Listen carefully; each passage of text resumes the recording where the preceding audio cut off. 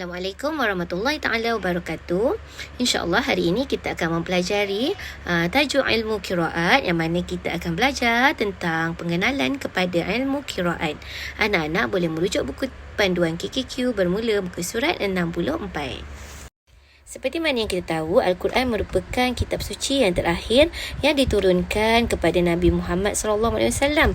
Ya, kitab Al-Quran ni tak sama dengan kitab-kitab lain, ya, dan malahan tak ada kitab lagi selepas kitab Al-Quran ini. Ya, kitab Al-Quran ini diturunkan oleh Allah Subhanahu Wa Taala kepada Nabi Muhammad SAW melalui perantaraan malaikat Jibril alaihi salam. Ya, jadi Rasulullah SAW terima bacaan Al-Quran yang betul ini daripada Jibril alaihi salam, ya, sesuai dengan kehendak Allah. Ya, dan kemudian Rasulullah mengajarkan pula bacaan ini kepada para sahabat seperti mana yang diajar oleh malaikat Jibril. Ya, malaikat Jibril sendiri mengajar Al-Quran kepada Nabi Muhammad dengan sab'atu ahruf, ya, dengan bacaan 7 huruf, ya, seperti mana dalam sabda Rasulullah sallallahu alaihi wasallam, an Abdullah bin Abbas radhiyallahu anhuma anna Rasulullah sallallahu alaihi wasallam qala aqra'ani Jibril ala harfin faraja'tuhu falamma azal astaziduhu wa yaziduni hatta intaha ila sab'ati ahruf. Ya, yang mana terjemahannya, Jibril membacakan Al-Quran kepadaku dengan 1 huruf, maka aku sentiasa mengulanginya. Aku juga meminta kepada Jibril akan agar menambahnya lagi. Ia pun menambahnya untukku sehingga menjadi 7 huruf. Ya. Jadi bila Rasulullah menerima bacaan yang betul daripada malaikat Jibril, Rasulullah mengajarkan sahabat. Kemudian sahabat pula mengajarkan kepada para tabi'in. Ya, dan para tabi'in ni pula mengajar pula kepada qari-qari yang masyhur, ya. Qari-qari yang masyhur ni pula, ya, terdiri daripada bukan daripada orang Arab, ya, daripada pelbagai suku kaum.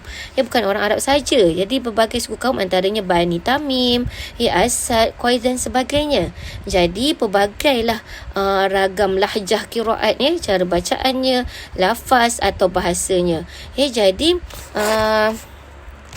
qiraat Al-Quran tu jadi tidak sama, ya, tapi berbeza-beza mengikut keadaan tempat dan lidah yang menurutnya, ya, sebab daripada pelbagai jenis lidah, bukan hanya lidah Arab sahaja, ya, namun maksud dan isi Al-Quran itu tak berubah, ya, tak berbeza dan terjejas dengan perbezaan lahjah sebutan itu sendiri.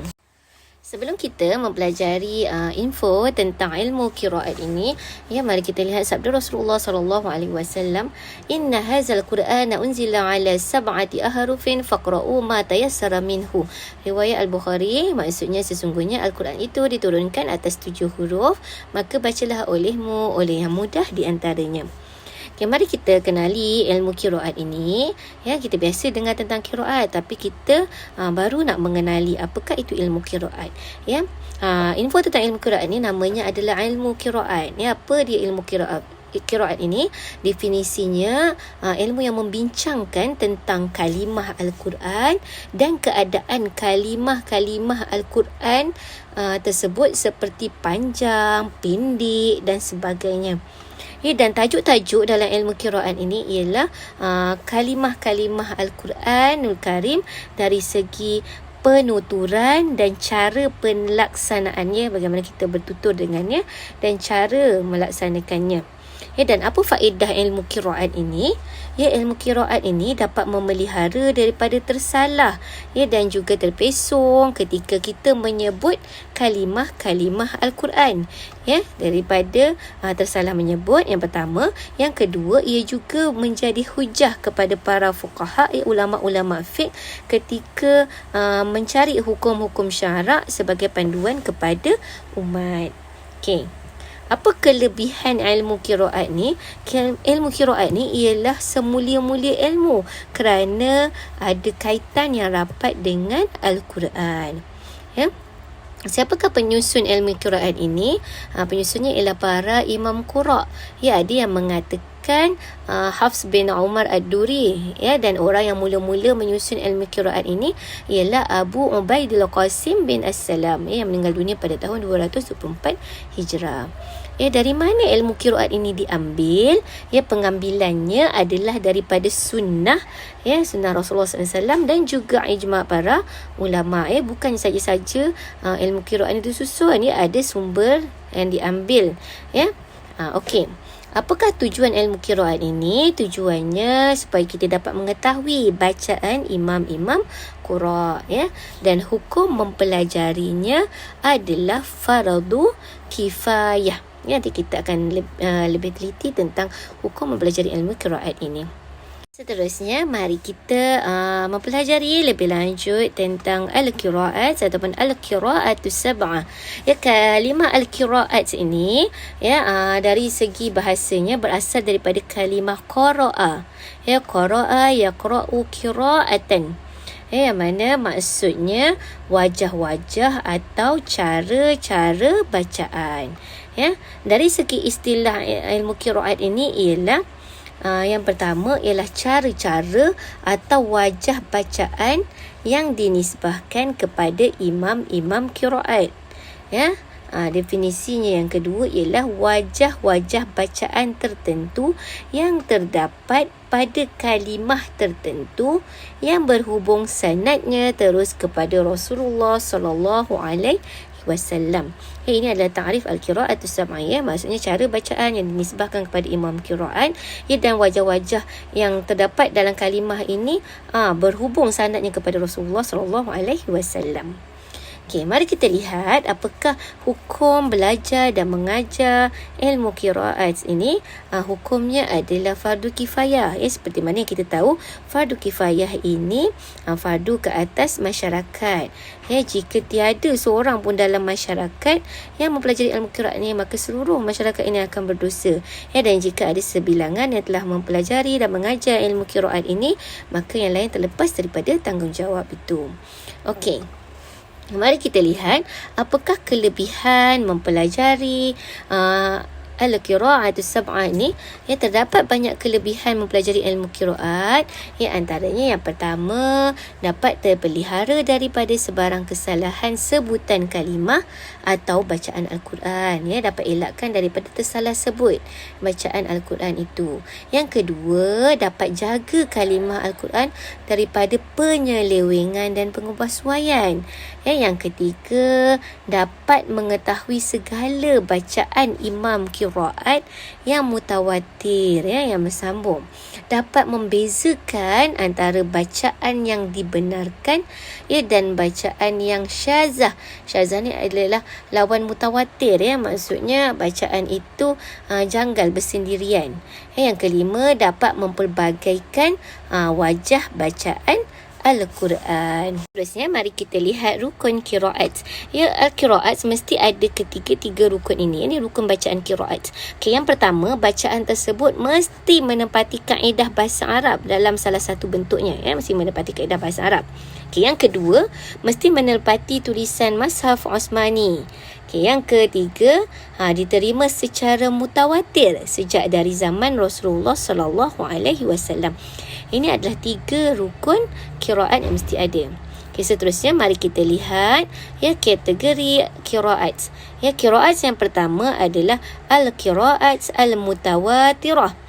Al-qiraat al-mutawatirah ini diambil atau diterima secara beramai-ramai daripada Rasulullah SAW, dan tak mungkin berlaku pendustaan hingga ke hari ini, seperti qiraat yang terdapat dalam Thariq Asy-Syatibi dan Thariq Al-Jazari.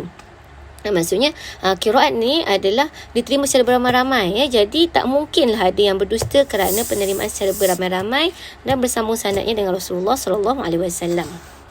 Yang kedua adalah al-qiraat al-masyhurah. Al-qiraat al-masyhurah ini sah sanadnya, tapi tak sampai tahap atau martabat mutawatir macam tadi. Ia menepati istilah dan kaedah bahasa Arab serta Mushaf Osmani yang menepati rukun qiraat tadi, yang pertama dan yang kedua, tapi tak sampai mutawatir. Jadi qiraat ini masyhur kat sisi ulama qura, dan tidak terdapat kesilapan dan keganjilan. Jadi bacaan qiraat tersebut masih dikira sebagai suatu ibadah. Yang ketiga adalah al-qiraat al-ahadiyah. Al-qiraat al-ahadiyah ni sah sanadnya, tapi tak terdapat dalam mazhab Uthmani, ya, atau bersalahan di dalam istilah dan kaedah bahasa Arab, ataupun tak masyhur di kalangan imam qura'. Ya, ini maksudnya tadi kita ada 3 rukun qiraat. Qiraat ahadiyah ni sama ada dia tak cukup rukun tak terdapat dalam mazhab Uthmani, ataupun tak sama dengan kaedah bahasa Arab, ataupun tak masyhur di kalangan imam qura'. Ini dipanggil al-qiraat al-ahadiyah. Jadi qiraat ini tak harus dibaca seperti Al-Quran. Qiraat ini banyak terdapat dalam riwayat Al-Hakim dan At-Tirmizi, yang mana riwayat tersebut adalah sahih. Nanti kita akan mempelajari lebih lanjut. Yang keempat, kategori yang keempat adalah Al-Qira'at Asyazah. Al-Qira'at Asyazah ini qiraat yang kurang salah satu rukun daripada rukun-rukun qiraat yang sahih. Qiraat syaz ni qiraat yang tak cukup rukun daripada 3 rukun bacaan qiraat tadi. Yang kelima adalah Al-Qira'at Al-Mawdu'ah. Yang ini qiraat yang direka-reka, bukan datang daripada Rasulullah. Yang ini memang kita tak boleh terima. Ini kategori qiraat yang tidak diterima kerana ialah qiraat mawdu'ah yang direka-reka. Bukan Rasulullah SAW sendiri membaca dengan cara bacaan yang sedemikian. Yang keenam, Al-Qira'at Al-Mudarrajah. Ini seperti juga hadis mudarraj.